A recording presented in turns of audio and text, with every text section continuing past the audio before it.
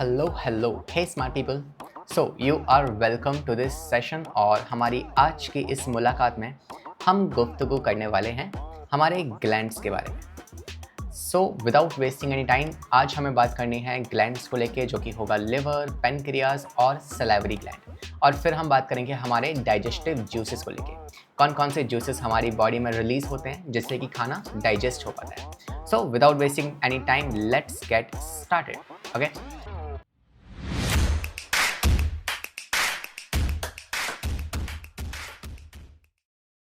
शुरुआत करते हैं हमारे पहले टॉपिक के साथ, जो कि है लिवर।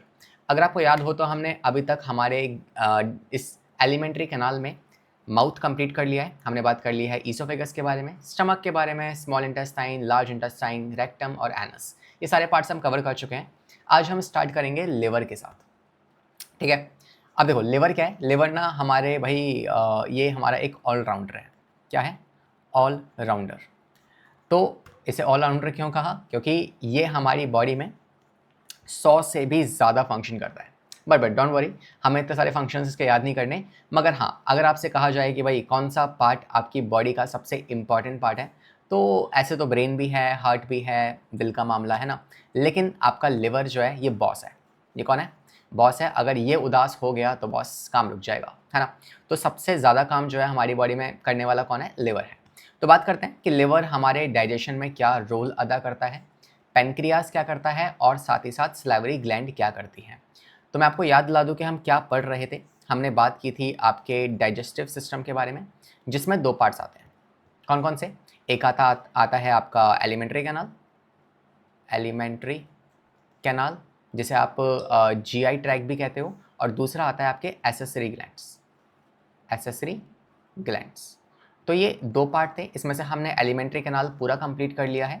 अब हम शुरू करने जा रहे हैं क्या? हम बात करने वाले हैं ग्लैंड्स के बारे में, जो कि होगा आपका लिवर, जो कि होगा pancreas and your salivary gland.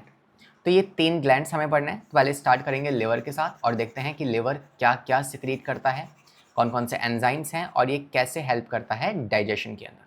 ठीक है, तो पहली बात लिवर के बारे में कुछ बेसिक सी बातें हैं कि भाई it is the largest gland of your body as well as the heaviest gland, है ना। इसका वजन कुछ अप्रॉक्स 1.5 kg के आसपास होता है। अगर बात की जाए एक्सोक्राइन ग्लैंड्स के बारे में, एंडोक्राइन में तो आपका लिवर नहीं आएगा, आपका लिवर जो है वो एक्सोक्राइन ग्लैंड्स में आता है। ठीक है, इसके अलावा पोजीशन क्या होती है इसकी? तो ये आपके अपर राइट साइड में होता है। This is important, it is on the right side. Liver right side में होता है, अपेंडिक्स भी राइट साइड में होता है, स्टमक लेफ्ट साइड में होता है। ठीक है, तो ये आपके एब्डोमेन के राइट साइड में होगा। और जैसे मान लो अगर ये आपका लिवर है, तो इस लिवर के वजह से जो आपकी राइट किडनी है ना, वो हल्की सी नीचे होती है as compare to left kidney. ये लेफ्ट साइड है, ये राइट साइड है। डन। तो इस बात को भी हम ध्यान रखेंगे, बिकॉज आगे ये हमारे इसी चैप्टर में आने भी वाला है। इसके अलावा कौन कौन से एंजाइम्स होते हैं लिवर के अंदर, तो क्या सीखा अभी तक हमने? लार्जेस्ट ग्लैंड है, हैवीएस्ट ग्लैंड है, और पोजीशन कहाँ है? राइट साइड में है इसकी। ठीक है, अब बात करते हैं लिवर में कौन कौन से एंजाइम्स होते हैं। तो पहले एक काम करते हैं, हम बात कर लेते हैं स्ट्रक्चर ऑफ लिवर के बारे में, कि ये बॉस दिखता कैसा है। तो आइए एक बार एक डायग्राम बनाते हैं हमारे लिवर का। ये कुछ ऐसा सा होगा। आपके राइट साइड में इसके दो लोब्स होते हैं। ठीक है, this is for example the left lobe and this is for example right lobe, right lobe.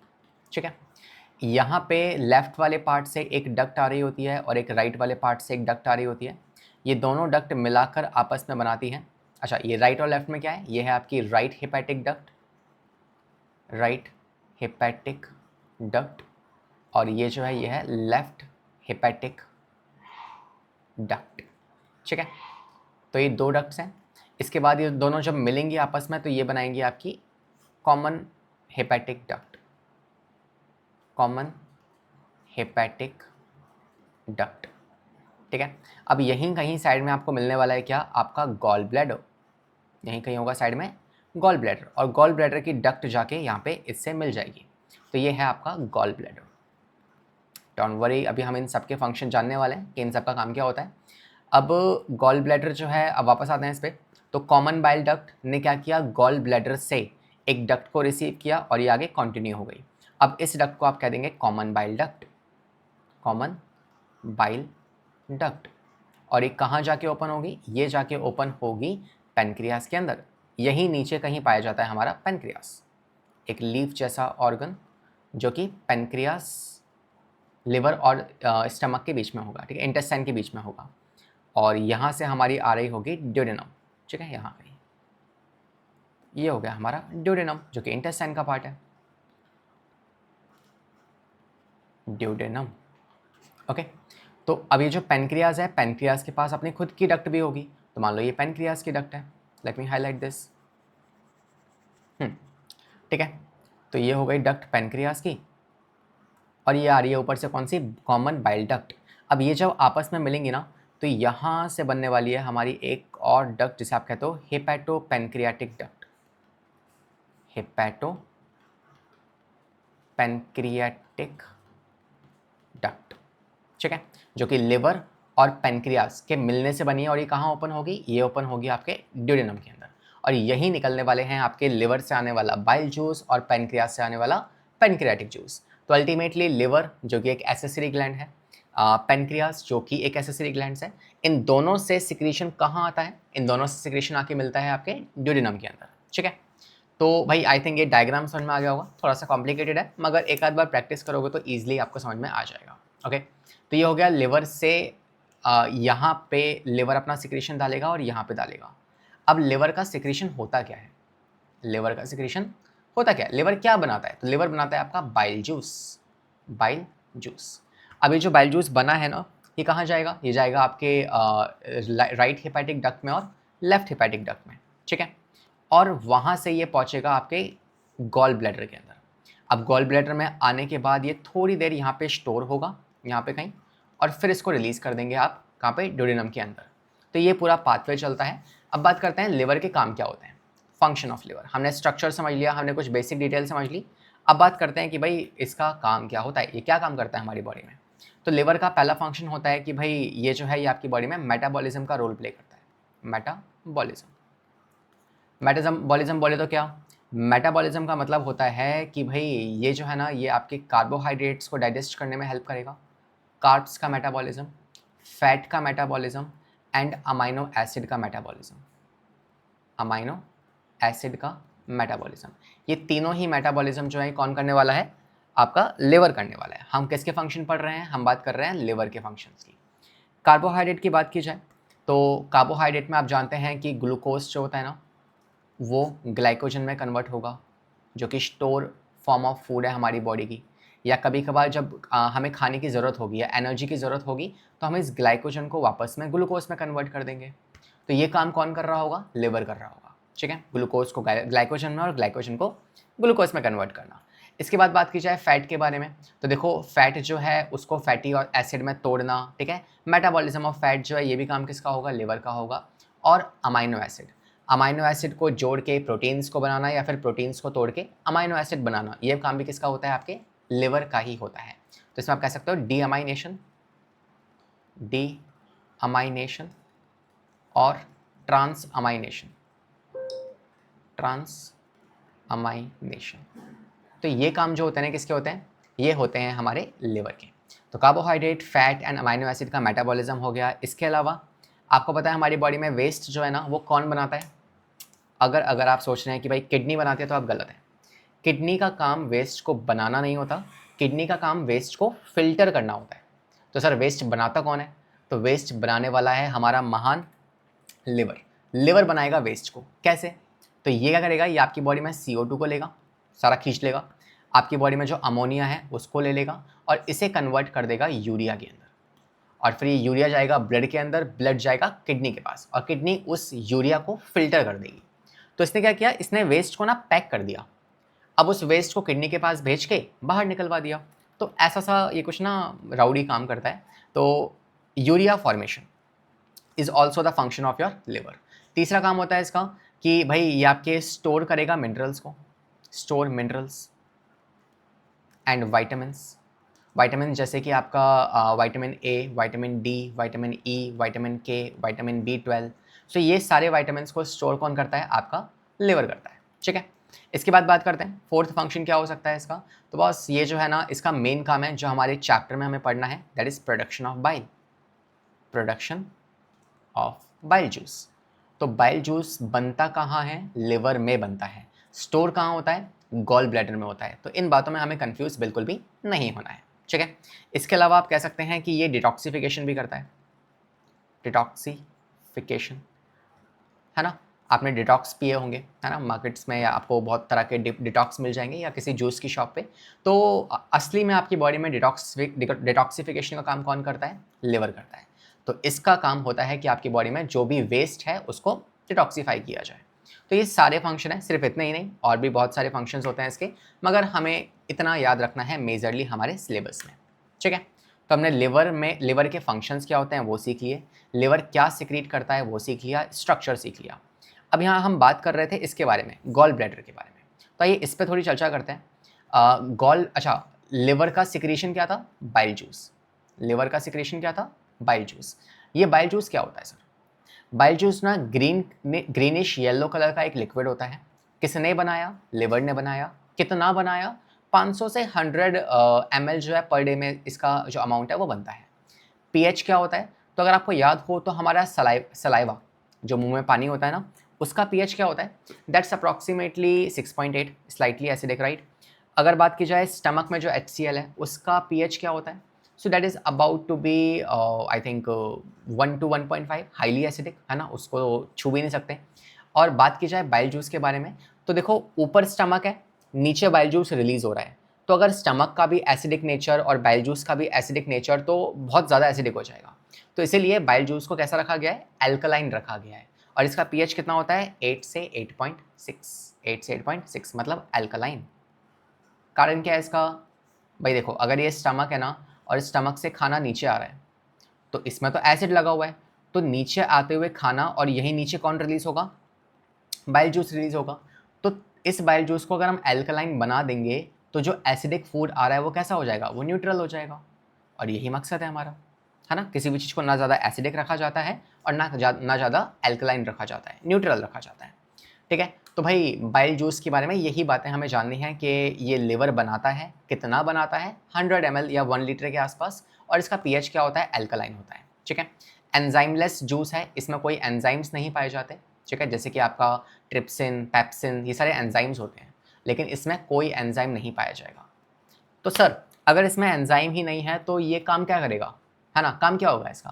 तो अगर बात की जाए, आइए बात करते हैं, पहले एक काम करते हैं, इसकी कॉम्पोजिशन देख लेते हैं, है ना, कि जो बाइल जूस है वो किस चीज़ से मिलके बना हुआ है।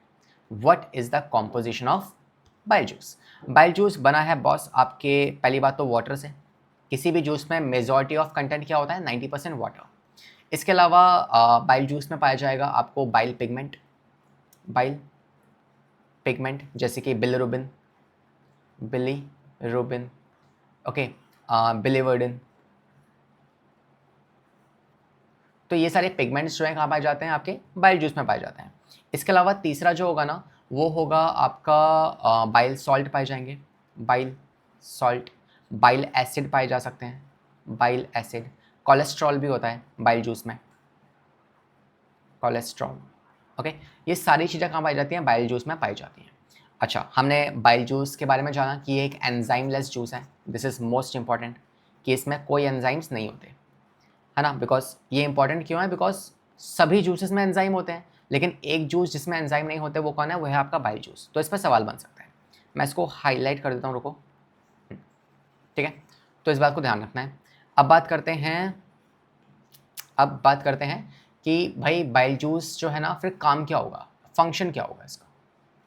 अगर इसमें एंजाइम्स ही नहीं है तो काम क्या है इसका? इसके 3 काम है। पहला काम है neutralise the food coming from stomach. Stomach से आते हुए फूड को न्यूट्रलाइज किया जाए। दूसरा काम होता है इसका बाइल जूस का कि भाई जो आपका इमल्सिफिकेशन ऑफ फैट है, emulsification of fat.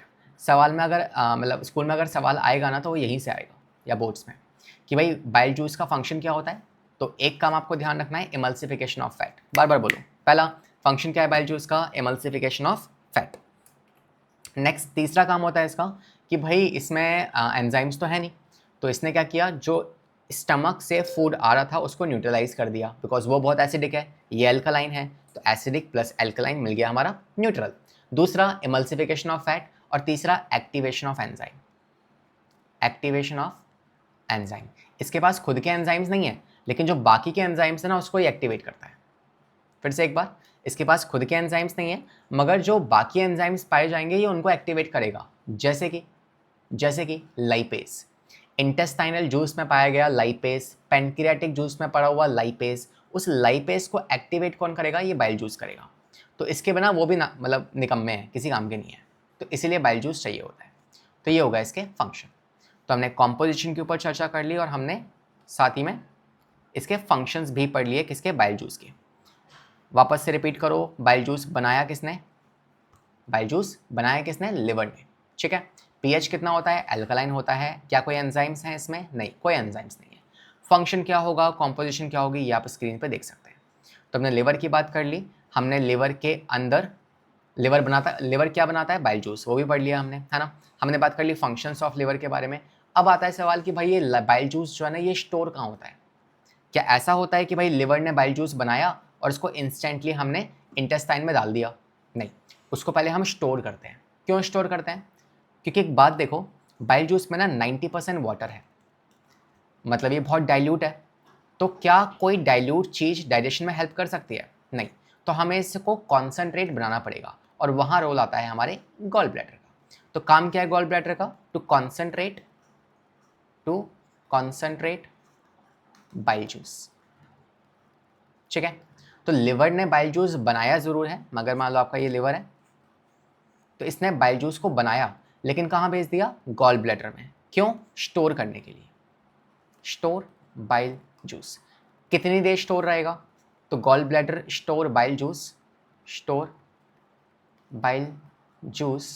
For 5 to 6 hours. ठीक है। और 5 to 6 आवर्स स्टोर करने के बाद इसको रिलीज़ कर देंगे। ठीक है। इसको कॉन्सेंट्रेट बना के, मतलब इसमें से पानी निकाल के इसे कॉन्सेंट्रेट बना देंगे और इसको रिलीज़ करवा देंगे। ये काम होगा आपके गॉल ब्लैडर का। कई बार क्या होता है ना कि यार गॉल ब्लैडर में ना कई बार स्टोन्स बन जाते हैं, बिकॉज मान लो किसी ने अगर ज़्यादा एसिड खाया। अच्छा, मैं आपको एक इंटरेस्टिंग बात बता रहा हूँ। किडनी स्टोन्स या कई बार स्टोन्स बनते कैसे हैं? अगर मान लो किसी ने अगर आपको टमाटर खाना पसंद है ना, तो टमाटर में होता है ऑक्जेलिक एसिड। अब आपको रॉ टमाटर खाने पसंद है सैलेड की फॉर्म में, और आप उन टमाटर को खाने के बाद पानी नहीं पी रहे बहुत सारा, तो क्या होगा? वो जो ऑक्जेलिक एसिड है ना वो आपकी बॉडी में जाएगा, लाइक लिवर में या किडनी में, है ना, वहाँ पे जाकर ना ये एक्यूमुलेट होगा धीरे धीरे। अब आप पानी बहुत ज़्यादा नहीं पी रहे, तो वो जो एसिड है वो निकल नहीं पा रहा बॉडी से, और उस टाइम पे वो ऑक्जेलिक एसिड जो है वो ऑक्जेलिक क्रिस्टल्स बनाएगा, जो कि स्टोन्स की फॉर्म में एक्यूमुलेट होंगे। और वहीं से आता है कॉन्सेप्ट किसका? किडनी स्टोन्स का। ठीक है। तो ऐसे गॉल ब्लैडर में स्टोन्स पाए जा सकते हैं और वो ऐसे ब्लॉक कर देंगे किसको? डक्ट्स को। तो that is also a problem created because of them, but anyways they are very much important for digestion purpose. तो ये होता है काम किसका? गॉल ब्लैडर का। तो हमने ये भी कंप्लीट कर लिया। ठीक है। तो बस लिवर वाला पार्ट हमारा होता है खत्म, और अब हम आते हैं किस पे? पैनक्रियाज के ऊपर। तो क्या सीखा? आइए फटाफट से एक बार समराइज करते हैं इसको। तो हमने देखा कि भाई जो लिवर है वो लार्जेस्ट ग्लैंड है, पहली बात। दूसरा, बनाता क्या है? बाइल जूस बनाता है। ठीक है। पीएच क्या होता है? 8 के आसपास एल्कलाइन पीएच है। फंक्शन क्या होता है? बहुत सारे फंक्शंस हैं। मेटाबॉलिज्म भी करेगा, है ना, विटामिन्स को स्टोर भी करेगा, बाइल जूस बनाएगा, डिटॉक्सिफिकेशन करेगा, यूरिया बनाएगा। ठीक है। ये सारे काम किसके होंगे? हमारे इस ऑलराउंडर के, जो कि है लिवर। ठीक है। फिर हमने देखा कि भाई जो बाइल जूस बना है वो क्या होता है? तो ग्रीनिश कलर का एक लिक्विड है, स्टोर होगा गॉल ब्लैडर के अंदर। काम क्या करता है? इमल्सिफिकेशन ऑफ फैट और खाने को न्यूट्रलाइज करना, और जो गॉल ब्लैडर है वो उसको स्टोर कर लेगा। That's it. ठीक है। अब बात करते हैं पैनक्रियाज के बारे में। तो भाई पैनक्रियाज भी हमारा एक छोटू सा, है ना, पिद्दू सा, एक छोटा सा ग्लैंड है, जो हमारे बेसिकली स्टमक और इंटेस्टाइन के बीच में कहीं फंसा हुआ होता है। ठीक है। तो मान लो अगर ये स्टमक है और यहाँ से आने वाला है आपका ड्यूडेनम, जो कि इंटेस्टाइन का पार्ट है। ड्यूडेनम, यहाँ कहीं बीच में पाया जाएगा क्या? पैनक्रियास। ठीक है। तो pancreas is a leaf shape structure, और कितना अमाउंट में ये पैनक्रियाटिक जूस बनाता है? 1 to 1.5 लीटर। 8 के आसपास इसका पीएच होगा, मतलब अगेन एल्कलाइन होगा। ठीक है। अब सवाल आता है कि भाई पैनक्रियाट जो है वो क्या बनाता है? पैनक्रियाटिक जूस बनाता है। उसमें कौन कौन से एंजाइम्स पाए जाते हैं? तो मेन आपको आपके लेवल पे 3 एंजाइम्स याद रखने हैं। एक होगा आपका ट्रिप्सिन, दूसरा होगा पैनक्रियाटिक अमाइलेस और तीसरा होगा पैनक्रियाटिक लाइपेज। ठीक है, पैनक्रियाटिक लाइपेज। करते क्या है, ट्रिप्सिन जो है ये हेल्प करेगा आपके प्रोटीन डाइजेशन में। अमाइलेज जो है ये आपके स्टार्च के डाइजेशन में या कार्ब डाइजेशन में हेल्प करेगा। लेट मी राइट, कार्बोहाइड्रेट्स को डाइजेस्ट करेगा। और लाइपेज जो है ये फैट के एमल्सिफिकेशन में हेल्प करेगा या फैट को डाइजेस्ट करने में हेल्प करेगा। धन्यवाद। चलो, हालांकि मैंने आपको अभी इमल्सिफिकेशन का मतलब सिखाया नहीं है, हम इसको अभी आगे चर्चा करेंगे, इमल्सिफिकेशन ऑफ फैट क्या होता है। आगे बात करते हैं।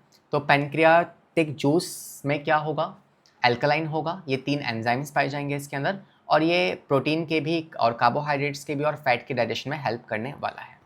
हो गया। चलो, हमने लिवर की भी बात कर ली और पैनक्रियास की भी बात कर ली।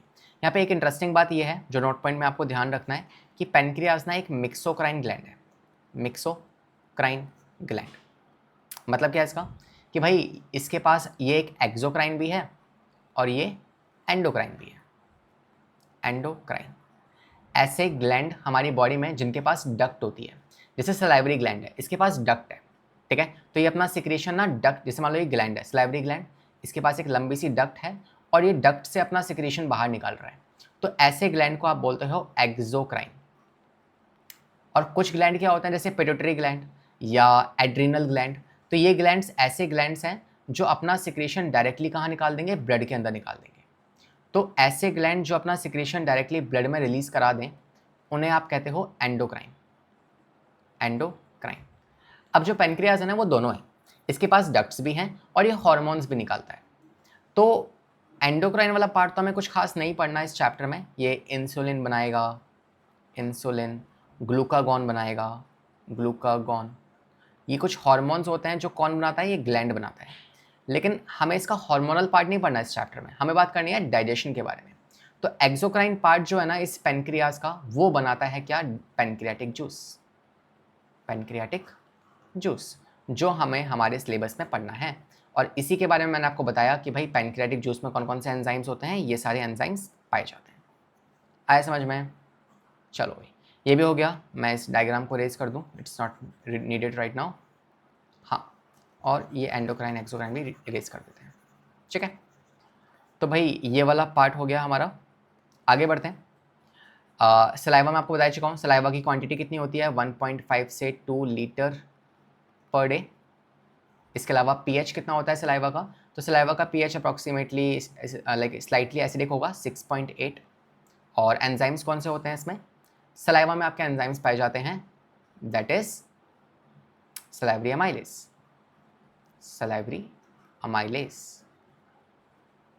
सलाइवरी अमाइलेज जिसको आप टाइलिन भी कहते हैं। ठीक है, ये टाइलिन करता क्या है, ये आपके माउथ में, जैसे आपने कुछ बर्गर खाया उसमें क्या था, स्टार्च था, बिकॉज हम लोग कौन है, हम एनिमल्स हैं, हम कॉम्प्लेक्स कार्बोहाइड्रेट्स को कंज्यूम करते हैं। मतलब कि एक बड़ा मॉलिक्यूल हमने कंज्यूम किया, उसको फिर हम चॉप करते हैं, ब्रेक करते हैं छोटे छोटे पीसेस के अंदर। तो स्टार्च एक बड़ा मॉलिक्यूल है, इसको हमें ग्लूकोज में, माल्टोज में, इन सब में तोड़ना है। ठीक है, तो इसको हमने ग्लूकोज में तोड़ते हैं। ठीक है, स्टार्च को ग्लूकोज में तोड़ते हैं कैसे, with the help of amylase. कौन सा अमाइलेज, अमाइलेज, सलाइवरी अमाइलेज। ये काम होता है इस एंजाइम का। तो भाई स्टार्च का ब्रेकडाउन जो है वो कौन करेगा, ये करेगा। तो अभी हम क्या पढ़ रहे हैं, अभी हम बात कर रहे हैं डाइजेस्टिव जूसेस के बारे में। तो हमने क्या क्या पढ़ा, हमने लिवर कंप्लीट कर लिया, हमने पैनक्रियास कंप्लीट कर लिया। अब हम बात कर रहे हैं जितने भी जूसेस हमारी बॉडी में है ना, उन सबको उठा के एक बार कंक्लूड कर लेते हैं। तो आपको पता है कि आपकी बॉडी में सलाइवा एक जूस है, स्टमक के अंदर HCl है, वो भी एक जूस है एक तरीके से। ठीक है, गैस्ट्रिक जूस जिसे आप कहते हो। फिर आएगा आपका इंटेस्टाइन में रिलीज होने वाला intestinal juice, pancreatic juice, bile juice. तो जितने भी जूसेस है ना हमारे डाइजेस्टिव सिस्टम में, उन सब जूसेस के बारे में एक बार कंक्लूजन करते हैं। तो पहला सलाइवा समझ में आ गया आपको। सलाइवा कौन रिलीज कराएगा, सलाइवरी ग्लैंड, सलाइवरी ग्लैंड। ठीक है, ये हो गया। आगे आते हैं, बात करते हैं गैस्ट्रिक जूस के बारे में। तो कौन रिलीज करेगा इसको, स्टमक रिलीज करेगा। कितनी क्वांटिटी में रिलीज होता है, तो सेम 1.5 से 2 लीटर के आसपास पर डे इतना गैस्ट्रिक जूस रिलीज होता है। पीएच कितना होता है, गैस्ट्रिक जूस है तो मतलब HCl होगा, मतलब काफ़ी एसिडिक रहने वाला है, तो इसका पीएच होता है 1.5 से 2। 2 जो है ये हाईली एसिडिक होता है, हाईली एसिडिक।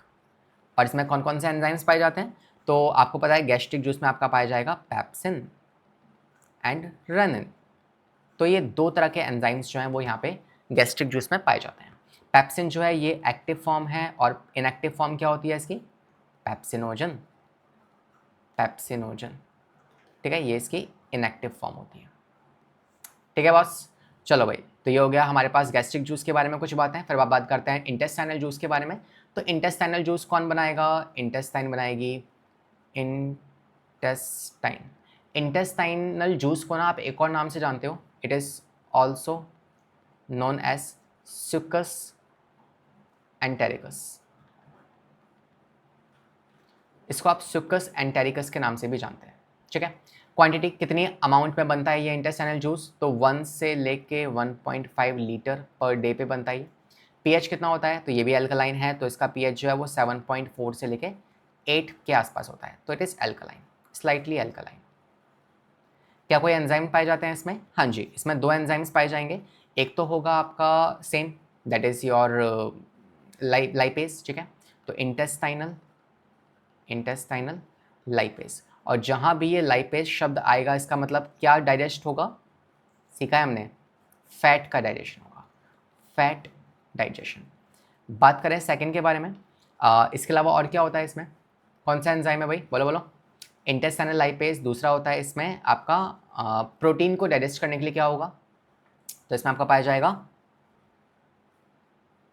साथ में आप कह सकते हो कि डाइपेप्टाइडेज, ठीक है, तो इनको डाइजेस्ट करने के लिए ये पाया जाएगा।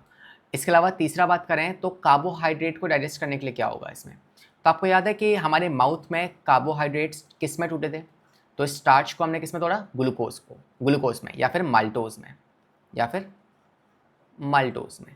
तो ये जो माल्टोज है ना, इसको ब्रेक कौन करेगा, है ना, सुक्रोज, माल्टोज, ये सब ग्लूकोज की फॉर्म होती है, तो इनको ब्रेक करने के लिए यहाँ पे आएगा आपका सुक्रेज। सुक्रेज भी आपका क्या है, एक एंजाइम है।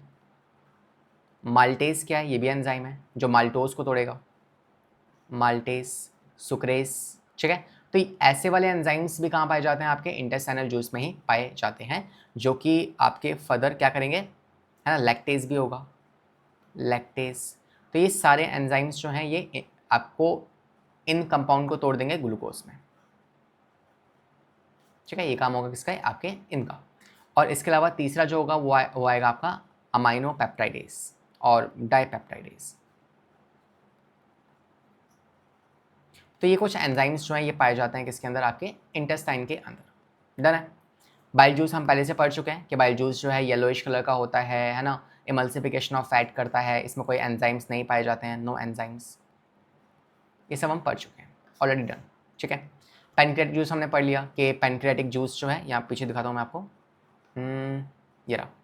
पैनक्रियाटिक जूस में आपके ट्रिप्सिन होगा, पैनक्रियाटिक अमाइलेज होगा और लाइपेज होगा, और साथ में ये डाइजेशन में हेल्प करेगा सब चीज़ों की, तो ये भी हम पढ़ चुके हैं। तो हमने सारे डाइजेस्टिव जूसेस को एक बार रिवाइज कर लिया। अब बात करते हैं प्रोसेस ऑफ डाइजेशन, कि भाई जब खाना आपके माउथ में आएगा तो कौन कौन से जूसेस यहाँ रिलीज होंगे और क्या क्या डाइजेस्ट होगा, फिर वो खाना जब स्टमक में जाएगा तो क्या क्या डाइजेस्ट होगा और क्या क्या एक तरीके से आप कैसे डाइजेशन करने वाले हो, और फिर जब वो इंटेस्टाइन में जाएगा तब क्या होगा। तो पहले बात करते हैं कार्ब्स डाइजेस्ट कहाँ कहाँ और कैसे कैसे होते हैं, ठीक है। तो पहले कार्बोहाइड्रेट का डाइजेशन माउथ से स्टार्ट होगा, तो पहले मैं लिख रहा हूँ माउथ के बारे में। माउथ में कौन है जो कार्ब को डाइजेस्ट करेगा, तो भाई यहाँ पाया जाएगा आपका स्टार्च। कौन पाया जाएगा, स्टार्च आएगा। स्टार्च को आपने कंज्यूम किया माउथ में, उस पर कौन काम किया, सलाइवरी अमाइलेज, सलाइवरी अमाइलेज। कितने पीएच में, तो पीएच जो होगा वो अप्रॉक्सीमेटली कितना होना चाहिए, स्लाइटली एसिडिक, तो मतलब 6.8 के आसपास। और ये स्टार्च कन्वर्ट होगा माल्टोज के अंदर, किसके अंदर, माल्टोज के अंदर, ठीक है। अब ये कहाँ हो रहा है, माउथ में हो रहा है, लेकिन क्या ये कंप्लीटली डाइजेस्ट हो चुका है, नहीं हुआ, बिकॉज हम जानते हैं कार्बोहाइड्रेट मतलब स्टार्च की सिंपलेस्ट फॉर्म क्या होती है, ग्लूकोज। अभी ग्लूकोज में टूटा ही नहीं है, तो इसको फर्दर ब्रेक डाउन करेंगे, इसको हम और तोड़ेंगे। तो अब इस माल्टोज को कहाँ लेके आएंगे हम, इसको लेके आएंगे स्टमक में। क्या स्टमक के अंदर कार्ब्स का डाइजेशन होता है, नो डाइजेशन, तो स्टमक में कार्बोहाइड्रेट डाइजेस्ट नहीं होते, फिर ये कहाँ आएगा? आपके इंटेस्टाइन में। And you know intestine is a complete site of digestion. तो यहाँ पे काम करने वाले हैं आपके दो जूसेस, कौन कौन से? एक तो होगा आपका पैनक्रियाटिक जूस और एक होगा आपका इंटेस्टाइनल जूस। इंटेस्टाइनल जूस, इनके अंदर पाए जाएंगे आपके एंजाइम्स जो कार्ब्स को डाइजेस्ट करेंगे। कैसे? पैनक्रियाटिक जूस में क्या पाया जाता है आपका? पैनक्रियाटिक अमाइलेज, पैनक्रियाटिक अमाइलेज, ठीक है। और इंटेस्टाइनल जूस में क्या पाया जाएगा आपका? इंटेस्टाइनल अमाइलेज तो नहीं होगा, लेकिन इसमें पाया जाएगा आपका सुक्रेज, माल्टेज, ये सब कुछ, ठीक है। तो ये क्या करेगा? यहाँ पे जो आपका माल्टेज पाया जाएगा, ये जो माल्टोज बना है ना आपका, इस माल्टोज को कन्वर्ट कर देंगे किसमें? ग्लूकोज में। कैसे?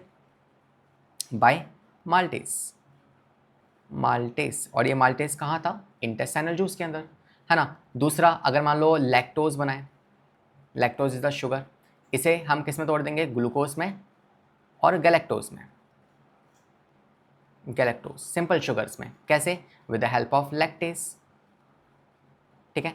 ऐसे ही मान लो अगर हमारे पास क्या है आपका सुक्रोज है, sucrose is also a sugar, इसको तोड़ देंगे हम किस में? ग्लूकोज में अगेन, ठीक है। किसकी मदद से? सेम सुक्रेज की मदद से। तो ऐसे जो है ना ब्रेकडाउन कौन करेगा? इंटेस्टाइनल जूस कर देगा।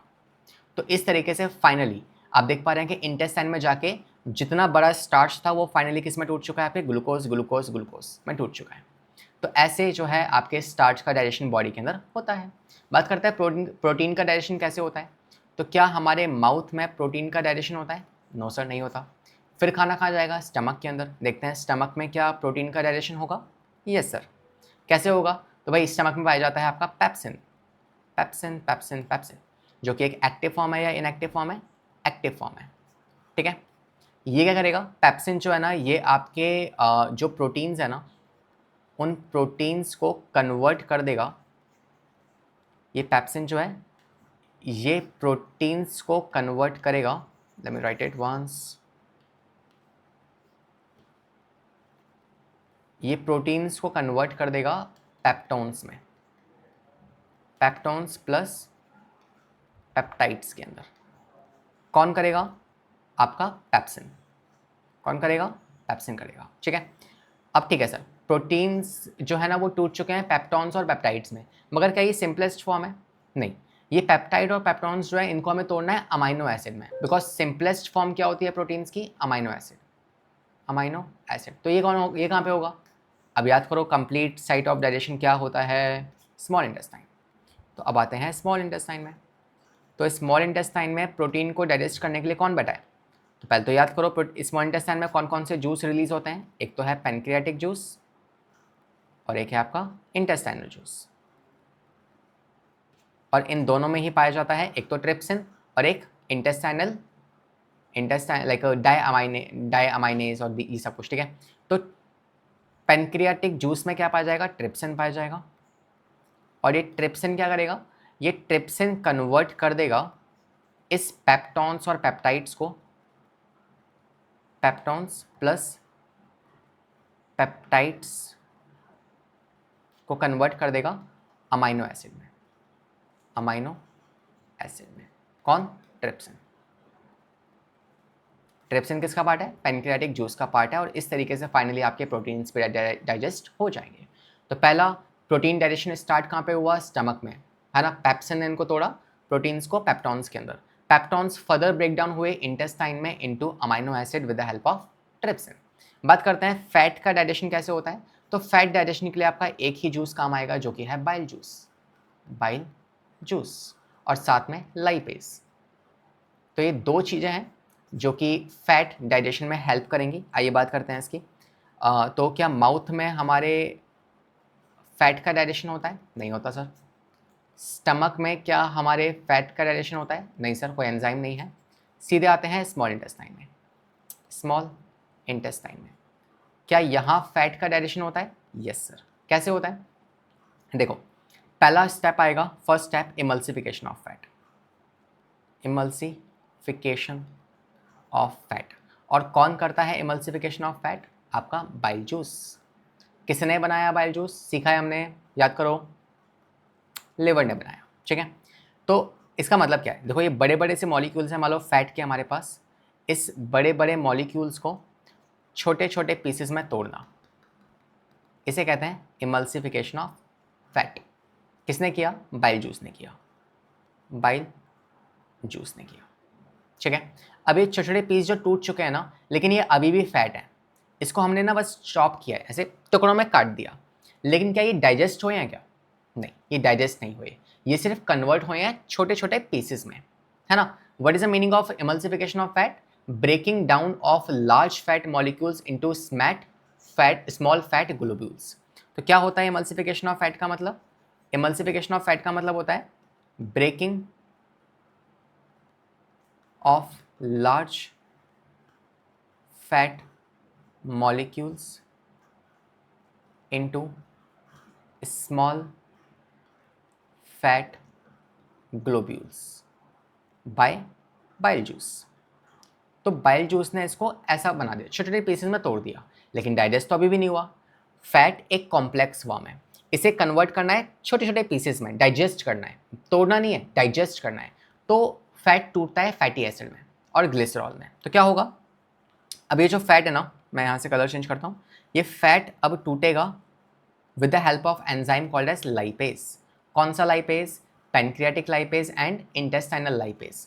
ठीक है, तो ये जब टूटेगा, ये किस में टूटेगा? ये टूटेगा, लाइपेज टूटेगा आपके फैटी एसिड प्लस ग्लिसरॉल,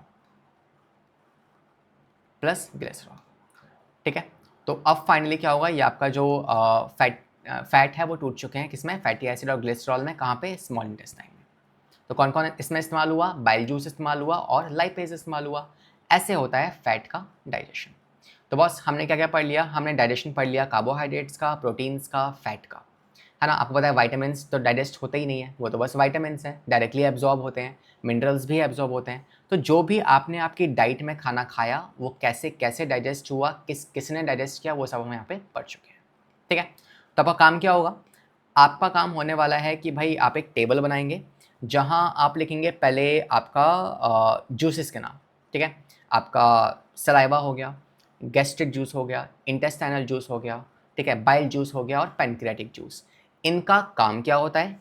एक कॉलम होगा काम फंक्शन को लेके और एक कॉलम होगा इनके एंजाइम्स के नाम को लेके, कि इसमें कौन कौन से एंजाइम्स पाए जाते हैं। तो इस दोनों पार्ट को जो आप कंप्लीट कर लोगे ना, फिर आप ऐसे चिपकाओगे अपनी दीवार पे, है ना, और फिर आएगा मज़ा। फिर एग्ज़ाम टाइम पे जब आपको कुछ रिवाइज करना होगा ना, तो ऐसे मिनटों में रिवाइज हो जाएगा। तो एक ऐसी टेबल बनाना जिसमें क्या करना है अपने को, जिसमें अपने को यहाँ पे लिखना है एंजाइम्स और यहाँ पे लिखना है एक तरीके से, यहाँ पे आप लिखोगे bile juice, saliva, gastric juice, ठीक है, पैनक्रियाटिक जूस और इंटेस्टाइनल जूस।